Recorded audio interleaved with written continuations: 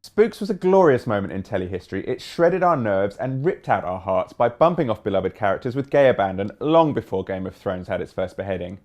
But 4 years after the show came off the air, do we really need a big screen adaptation?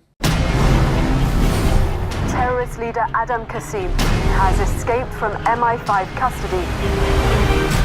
The most serious failure in the organization's history. It's got a lot to prove, with Bourne, Bond, Mission Impossible, and even Kingsman: The Secret Service already tearing up the screen in great big spy thrillers. So what can Spooks do that's different? It may argue that this is a very traditional, very British take on the spy thriller. What it really means is that it's very BBC and possibly a little bit po-faced and serious. Plus, if you're going to make a film, make a film, not a kind of extended version of a so-so hour-long episode. Sure, we have international terrorists and undercover agents, but we also have secret message drops in umbrella shops, an exotic trip to Germany, and seriously, one of the major plot points hinges on the fact that the London traffic is really bad.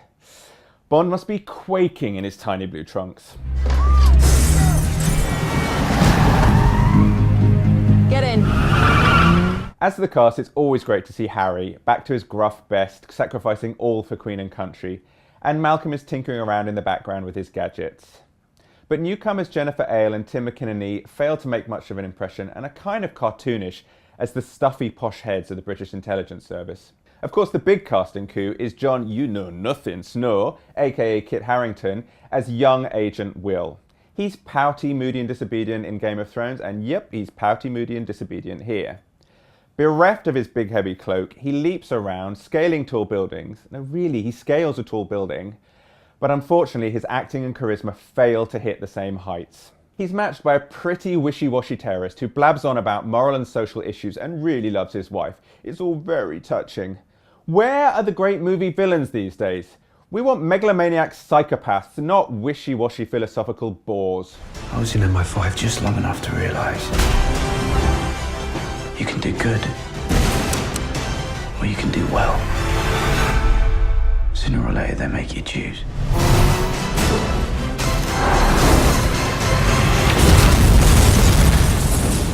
Most crucially of all, the unbearable tension of the original show is kind of missing here. There is no tension. In fact, it's an endlessly wearying succession of plot switches and not so big reveals. Basically, it all boils down to a lot of, ha! You thought I was betraying you, but actually I was being betrayed by someone else while they were betraying you while I was thinking I was helping you but being betrayed. And oh, make it stop! Plus everybody, mopey terrorist included, thinks that they're doing the right thing, which is all very nice, but not very interesting.